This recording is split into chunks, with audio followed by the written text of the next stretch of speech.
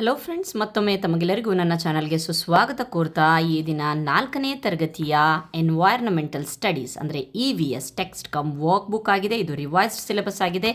Bilingual ಒಂದು text book ಆಗಿರೋದ್ರಿಂದ lesson number 9 food ಹ್ಯಾಬಿಟನ್ನು start ಮಾಡೋಣ.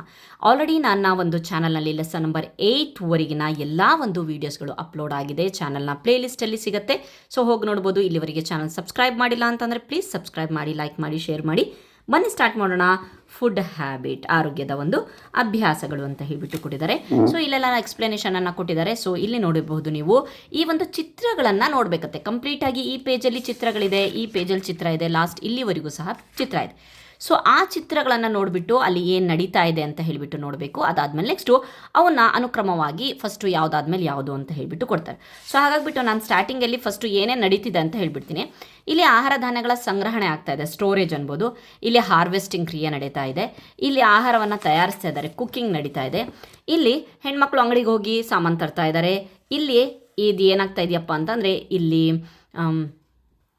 Growing the crops in the field, ಒಂದು ಕಂಪ್ಲೀಟಾಗಿ ಒಂದು ಏನು ಪ್ರೊಸೆಸ್ಸು ಫಾರ್ಮಿಂಗಲ್ಲಿ ಪ್ರೊಸೆಸ್ ನಡೀತಿಲ್ಲ, ಅದು ಸ್ಟಾರ್ಟಿಂಗಲ್ಲಿ ಅದೇ ನಡೀತಾ ಇರೋದು. Next washing and cutting vegetables, ಚೆನ್ನಾಗಿ ತೊಳೆದ್ಬಿಟ್ಟು ಕಟ್ಟಿಂಗ್ ಮಾಡ್ತಾ ಇದ್ದಾರೆ. ಇಲ್ಲಿ transport to the fair price, ವಾಪಸ್ ಹೋಗ್ತಾ ಇದ್ದಾರೆ ಬ್ರಿಡ್ಜಸ್ಸಿಂದ, ಮಾರುಕಟ್ಟೆಗೆ ಹೋಗ್ತಾ ಇದೆ. ನೆಕ್ಸ್ಟು ಈಟಿಂಗ್ ಟುಗೆದರ್, ಎಲ್ಲರ ಜೊತೆಗೆ ತಿಂತಾ ಇದ್ದಾರೆ. ನೆಕ್ಸ್ಟು ಟ್ರಾನ್ಸ್ಪೋರ್ಟ್ ಟು ದ ಗೋಡೌನ್ಸಿಗೆ ಹೋಗ್ತಾ ಇದ್ದಾರೆ, ಜನರಲ್ ಸ್ಟೋರ್. ಸೊ ಜನರಲ್ ಸ್ಟೋರಿಗೆ ಹೋಗ್ತಾ ಇದೆ. ಸೊ ಹಾಗಾಗಿ ಫಸ್ಟ್ ಏನು ಮಾಡಬೇಕು ನಾವು, growing the crops in the field. Okay, next ಅದಾದಮೇಲೆ ನೆಕ್ಸ್ಟು ಎರಡನೇದಾಗಿ ಒಂದು ಬೆಳೆ ಬಂದಾದಮೇಲೆ ಎರಡನೇದಾಗಿ ಹಾರ್ವೆಸ್ಟಿಂಗ್ ಕ್ರಿಯೆಯನ್ನು ಮಾಡ್ತಾ ಇದ್ದಾರೆ. ನೆಕ್ಸ್ಟು ಮೂರನೇದಾಗಿ ಟ್ರಾನ್ಸ್ಪೋರ್ಟ್ ಟು ದ ಗೋಡೌನ್ಸಿಗೆ ತೊಗೊಂಡು ಹೋಗ್ತಾ ಇದ್ದಾರೆ. ಗೋಡೌನ್ಸ್ ಅಂತಂದರೆ ಮಾರುಕಟ್ಟೆಗೆ ಅದನ್ನು ಸಾಗಣೆ ಮಾಡ್ತಾ ಇದ್ದಾರೆ. ಓಕೆ, ರೈತರು. ನೆಕ್ಸ್ಟು ನಾಲ್ಕನೇದು ಬಂದುಬಿಟ್ಟು ಸ್ಟೋರೇಜ್, ಮಾರುಕಟ್ಟೆಯಲ್ಲಿ ಸ್ಟೋರೇಜ್ ಆಗ್ತಾ ಇದೆ ನಾಲ್ಕನೇದು. ನೆಕ್ಸ್ಟು ಐದನೇದು ಬಂದುಬಿಟ್ಟು transport to the fair price shops, ಇಲ್ಲಿಂದ ಮತ್ತೆ ವಾಪಸ್ ಮಾರುಕಟ್ಟೆಯಿಂದ ಅಂಗಡಿಗಳಿಗೆ ಹೋಗ್ತಾ ಇದೆ. ಓಕೆ, ಫೇರ್ ಪ್ರೈಸ್ ಶಾಪ್ಸ್ ಅಂತ ಅಂದರೆ ನಾವೆಲ್ಲ ಏನು ರೇಷನ್ ಎಲ್ಲ ತೊಗೊಳ್ತೀವಲ್ಲ ಆ ಅಂಗಡಿಗಳಿಗೆ ಹೋಗ್ತಾ ಇದೆ. ನೆಕ್ಸ್ಟ್ ಆರನೇದಾಗಿ ಅವು ಎಲ್ಲಿಗೆ ಹೋಗುತ್ತೆ, ಜನರಲ್ ಸ್ಟೋರ್ಸಿಗೆ ಹೋಗುತ್ತೆ. ಓಕೆ, ಜನರಲ್ ಚಿಕ್ಕ ಚಿಕ್ಕ ಅಂಗಡಿಗಳಿರುತ್ತಲ್ಲ ಅಲ್ಲಿಗೆ ಹೋಗುತ್ತೆ. ಆರಾದಮೇಲೆ ನೆಕ್ಸ್ಟು ನಾವೆಲ್ಲ ಹೋಗ್ಬಿಟ್ಟು ಜನರಲ್ ಸ್ಟೋರಿಂದ ಬೈಯಿಂಗ್ ಫ್ರಮ್ ದ ಶಾಪ್ಸ್ ತೊಗೊಳ್ತಾ ಇದ್ದೀವಿ. ನೆಕ್ಸ್ಟ್ ಎಂಟನೇದು ಮನೆಗೆ ತೊಗೊಂಬರ್ತಾರೆ, ವಾಷಿಂಗ್ ಆ್ಯಂಡ್ ಕಟ್ಟಿಂಗ್ ವೆಜಿಟೇಬಲ್ಸ್ ಆಗ್ತಾ ಇದೆ. ನೆಕ್ಸ್ಟು ಒಂಬತ್ತನೇದು ಕುಕ್ಕಿಂಗ್ ಮಾಡ್ತಾರೆ, ಅದನ್ನು ತಂದಿರೋದನ್ನು ಎಲ್ಲ ಕಟ್ ಮಾಡಿರೋದನ್ನು ಆಹಾರ ತಯಾರಿಸ್ತಾರೆ. ಲಾಸ್ಟ್ನೇದಾಗಿ ಈಟಿಂಗ್ ಟುಗೆದರ್, ಎಲ್ಲರೂ ಸೇರಿ ಊಟ ಮಾಡ್ತಾರೆ. ಸೊ ಈ ರೀತಿಯಾಗಿ ಈ 10 ಹಂತಗಳ ಮೂಲಕ ನಮ್ಮ ಆಹಾರ ನಮ್ಮ ಒಂದು ಕೈಗೆ ಸಿಗತ್ತೆ, ನಮ್ಮ ಹೊಟ್ಟೆಗೆ ಸಿಗತ್ತೆ ಅಂತ ಹೇಳ್ಬೋದು. ಸೊ ಇಲ್ಲಿ 10 ವಸ್ತುಗಳನ್ನು, ಆಹಾರ ವಸ್ತುಗಳನ್ನು ಪಟ್ಟಿ ಮಾಡು, ಆಹಾರ ವಸ್ತುಗಳು ಎಲ್ಲಿಂದ ನೀವು ತೊಗೊಂಬಂದ್ರಿ ಅಂತನ್ನು ಪಟ್ಟಿ ಮಾಡಿ ಅಂತ ಬರೆದಿದ್ದಾರೆ.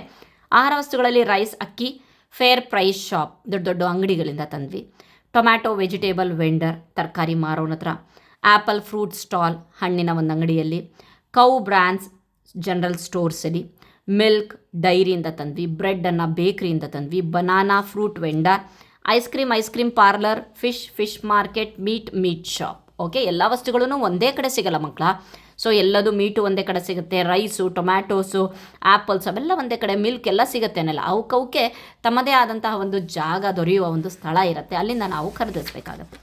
ನೆಕ್ಸ್ಟ್ ಫುಡ್ ಪ್ರಿಪೇರ್ಡ್ ಡೈಲಿ, ಪ್ರತಿದಿನ ಮಾಡೋ ಅಡುಗೆ ಯಾವುದು, ಹಬ್ಬದಲ್ಲಿ ಮಾಡೋ ಅಡುಗೆ ಯಾವುದು. ನಾನು ದೋಸೆ ಬರಿಬೇಕಾಗಿತ್ತು. ಇದು ದೋಸೆ, ಇಡ್ಲಿ, ಚಪಾತಿ, ರೈಸ್, ಬಿಸಿಬೇಳೆಬಾತ್, ಮುದ್ದೆ.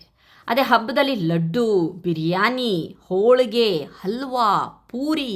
ಓಕೆ, ನೆಕ್ಸ್ಟ್ ಹಾಗಾದರೆ ಯಾವ್ಯಾವ ಹಬ್ಬದಲ್ಲಿ ಏನೇನು ಸ್ಪೆಷಲ್ ಆಗಿ ಆಹಾರವನ್ನು ತಯಾರಿಸ್ತಾರೆ. ದೀಪಾವಳಿ ಲಡ್ಡು. ರಂಜಾನ್ ಶೀರ್ ಕುರ್ಮಾ ಅನ್ನೋದೊಂದು ಶಾವಿಗೆ ಪಾಯಸ ಅದು. Christmas fruit cake. ಪೊಂಗಲಲ್ಲಿ ಸ್ವೀಟ್ ಪೊಂಗಲ್ ಮಾಡ್ತಾರೆ. ಉಗಾದಿಯಲ್ಲಿ ಒಬ್ಬಟ್ಟು. ಓಕೆ, ನೆಕ್ಸ್ಟ್ ಇನ್ನು ನಿಮ್ಮ ಫ್ರೆಂಡ್ಸ್ಗಳು ಇನ್ನೂ ಬೇರೆ ಬೇರೆದು ಬರೆದಿರ್ತಾರೆ, ಅದನ್ನು ನೋಡಬಹುದು. ನಿನ್ನ ಮತ್ತು ನಿಮ್ಮ ಗೆಳೆಯರ ಮನೆಯಲ್ಲಿ ತಯಾರಿಸುವ ವಿಶೇಷ ಅಡುಗೆಗಳನ್ನು ನೀವು ಹೋಲಿಸ್ರಿ, ನೀನೇನು ತಿಳ್ಕೊಂಡೆ ಅಂತ ಹೇಳ್ಬಿಟ್ಟು ಇಲ್ಲಿ ಬರಿ ಅಂದಿದ್ದಾರೆ. Different families prepare different special dishes during festivals ಅಲ್ವಾ. ನಮ್ಮ ಮನೇಲಿ ಏನು ಅಡುಗೆ ಆಗಿದೆಯೋ ಪಕ್ಕದ ಮನೆಗೂ ಅದೇ ಆಗಿರುತ್ತೆ ಹಬ್ಬದ ದಿನಗಳಲ್ಲಿ, ಇಲ್ಲವಾ ಅಲ್ವಾ.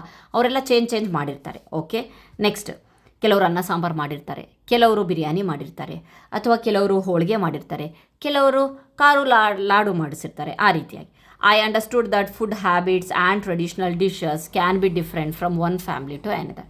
ಇದರಿಂದ ನನಗೆ ಏನು ಗೊತ್ತಾಯ್ತಪ್ಪ ಅಂತಂದರೆ, ಒಂದು ಮನೆಯಿಂದ ಇನ್ನೊಂದು ಫ್ಯಾಮ್ಲಿಯಿಂದ ಇನ್ನೊಂದು ಫ್ಯಾಮ್ಲಿಗೆ, ಒಂದು ಫ್ಯಾಮ್ಲಿಯಿಂದ ಇನ್ನೊಂದು ಫ್ಯಾಮ್ಲಿಗೆ ಅಡುಗೆಯಲ್ಲಿ ಬಹಳಷ್ಟು ವೆರೈಟೀಸ್ ಇರುತ್ತೆ. So okay, fine. Next next ಅದಾದಮೇಲೆ ಇಲ್ಲೇನು ಕೊಟ್ಟಿದ್ದಾರೆ ಅಂತಂದರೆ ಜಾತ್ರೆಯ ಸಂದರ್ಭವನ್ನು ಕೊಟ್ಟಿದ್ದಾರೆ. ನೆಕ್ಸ್ಟು ಮಿಡ್ ಡೇ ಮೀಲ್ಸಲ್ಲಿ ನಮ್ಮ ಒಂದು ಶಾಲೆಗಳಲ್ಲಿ ಆಹಾರ ತಿಂತೀವಲ್ವ, ಸೊ ಆ ಒಂದು ಇದು ಹಬ್ಬ ಯಾವುದಾದ್ರೂ ಒಂದು ಮದುವೆ ಸಮಾರಂಭಗಳದ್ದಾಗಿರಬಹುದು. ಸೊ ಯಾವ ರೀತಿಯಾಗಿ ಏನೇನು ಮಾಡ್ತಾ ಇದ್ದಾರೆ ಅನ್ನೋದು ಪಿಕ್ಚರ್ ಕೊಟ್ಟಿದ್ದಾರೆ. ಸೊ ಇಲ್ಲಿ ಕ್ವಶನ್ ಕೊಟ್ಟಿದ್ದಾನೆ, you might have participated in the mass feeding ಅಂತ ಅಂದರೆ ಒಬ್ಬೊಬ್ಬರೇ ನಾವು ಮನೇಲಿ ಕುತ್ಕೊಂಡು ತಿಂತೀವಲ್ವ, ಆ ರೀತಿ ಅಲ್ಲ, ಎಲ್ಲ ಜನ ಬಂದು ಕುತ್ಕೊಂಡು ತಿಂತಾರಲ್ಲ, ಅದಕ್ಕೆ ನಾವು ಮಾಸ್ ಫೀಡಿಂಗ್ ಅಂತೀವಿ. What are those occasions? ಹಾಗಾದರೆ ಅವು ಯಾವ್ಯಾವ ಒಂದು ಸಮಾರಂಭಗಳಾಗಿರ್ಬೋದು, ಮದುವೆ ಆಗಿರಬಹುದು, ಹೋಮ್ ಇನಾಗ್ರೇಷನ್ ಆಗಿರ್ಬೋದು, ಗೃಹ ಪ್ರವೇಶ ಆಗಿರ್ಬೋದು, ಯಾವುದಾದ್ರೂ ಆಗಿರ್ಬೋದು, ನಾಮಕರಣಗಳಾಗಿರಬಹುದು. ಸೊ ಅಲ್ಲೆಲ್ಲ ಜನ ಸೇರಿಬಿಟ್ಟು ನಾವು ಆಹಾರವನ್ನು ತಿಂತೀವಿ. ನೆಕ್ಸ್ಟು, ಹಾಗಾದರೆ ಸಾಮೂಹಿಕ ಭೋಜನಗಳಲ್ಲಿ ನೀವು ಭಾಗವಹಿಸಿದ ಮೇಲೆ ಊಟ ಮಾಡಿದ್ದೀರಲ್ವಾ, ಸೊ ಸಂದರ್ಭಗಳು ನೀನು ಪಾಲ್ಗೊಂಡ ಒಂದೊಂದು ಸಾಮೂಹಿಕ ಭೋಜನವನ್ನು, ಯಾವುದಾದ್ರೂ ಒಂದು ಸಾಮೂಹಿಕ ಭೋಜನವನ್ನು ನಾವು ಇಲ್ಲಿ ವಿವರಿಸಬೇಕಂತೆ. Okay fine. I have participated in the mass feeding during a village festival. ಹಳ್ಳಿಯ ಒಂದು ಹಬ್ಬ ಇತ್ತು, ಅದರೊಳಗಡೆ ನಾನು ಮಾಸ್ ಫೀಡಿಂಗ್ ಅಂದರೆ ಅವರು ಎಲ್ಲರ ಜೊತೆಗೂ ಕೂತ್ಕೊಂಡು ತಿಂದಿದ್ದೆ. ಅಲ್ಲಿನ ನನ್ನ ಒಂದು ಎಕ್ಸ್ಪೀರಿಯನ್ಸ್ ಏನಪ್ಪ ಅಂದರೆ, ಮೆನಿ ಪೀಪಲ್ ಸ್ಯಾಟ್ ಟುಗೆದರ್, ಎಲ್ಲರೂ ಭಾಳ ಜನ ಕೂತ್ಕೊಂಡಿರೋ ಜೊತೆಗೆ, ಆ್ಯಂಡ್ ಏಟ್ ಫುಡ್, ಊಟವನ್ನು ತಿಂದ್ವಿ. The food was serve to everyone, ಎಲ್ಲರೂ ಯಾರ್ಯಾರು ಕೂತ್ಕೊಂಡಿದ್ರಲ್ಲ ಪಂಕ್ತಿಯಲ್ಲಿ ಎಲ್ಲರಿಗೂ ಸಹ ಊಟವನ್ನು ನೀಡಲಾಯಿತು. It was a happy experience, ಒಳ್ಳೆಯ ಒಂದು ಅನುಭವ ನನಗೆ ಸಿಕ್ತು. Next, write your experience of a fair that you have participated. Fair ಅಂತ ಅಂದರೆ ಜಾತ್ರೆ, ನೀನು ಜಾತ್ರೆಯ ಒಂದು ಅನುಭವವನ್ನು ಹೇಳು ಅಂತ ಬರೆದಿದ್ದಾರೆ.